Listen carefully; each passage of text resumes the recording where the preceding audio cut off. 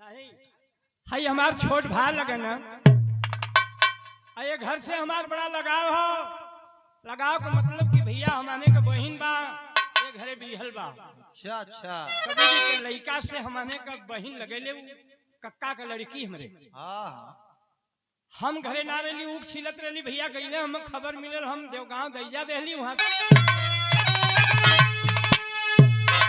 अरे सखिया भुला जाई अरे सखिया भुलाई होती सखिया भुला जाई बचवा और जौनी दिन बुढ़ाई तोहरो जाई सखिया भुला जाई।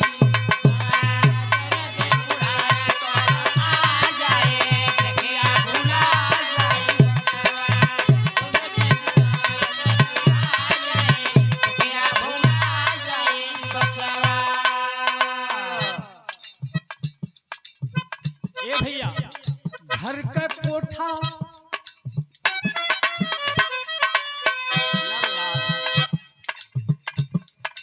घर का कोठा महल अटारी सब कुछ यही छूट गई है।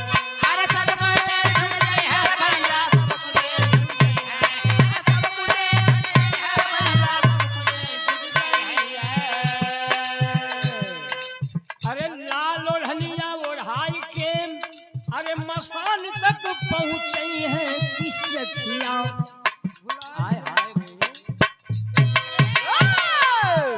किस सखिया भुला जाई बचवा अब सखिया भुला जाई बचवा जौनी दिन बुढ़ाई तोहरो याद है सखिया भोला जय हो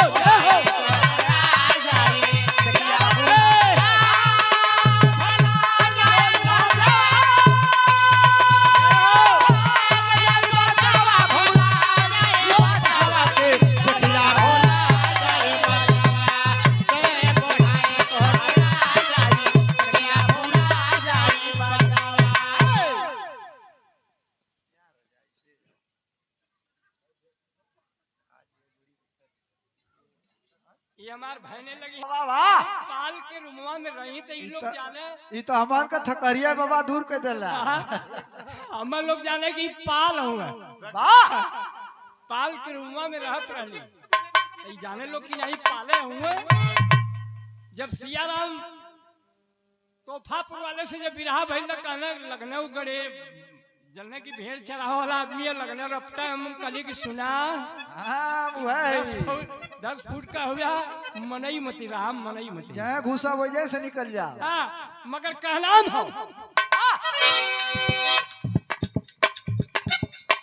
चार कहार मिलके भैया डोली जब उठी है।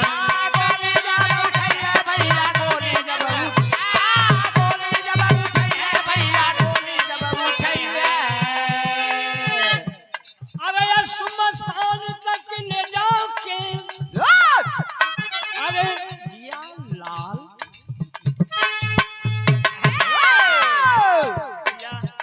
अरे यार सुमस्तान तक ले जाके अरे अपनी मुख में जब लगई है सखिया भुला जाई बचवा ऐसा बढ़ी काय पत्ती बढ़ जा बढ़ा जा बाबा बढ़ा जा। कि अरे सखिया भुला जाई बचवा कौन दिन बुढ़ाई तोहरो याद जाई सखिया भोला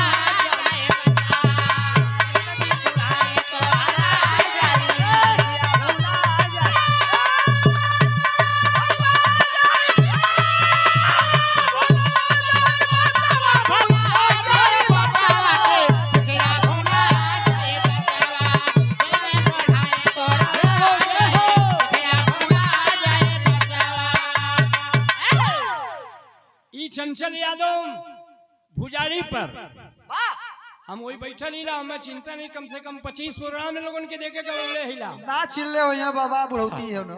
हाँ भैया बुढ़ौती अब काकर चिंता करिए हम पुराना 101 रुपया का पुरस्कार बा आशीर्वाद भगवान लंबी उम्र दे।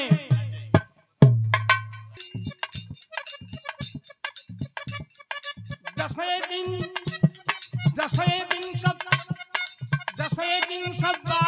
जाके मुक्ति वहां से पाई।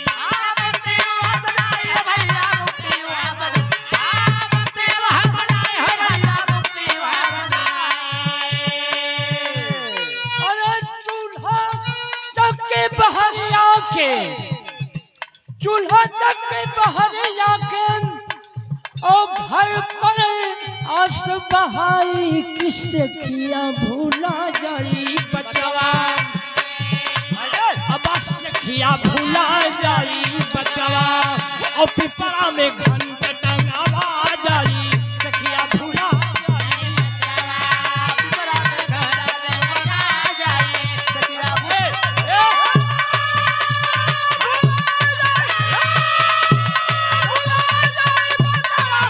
जय हो जय हो, क्या बात है।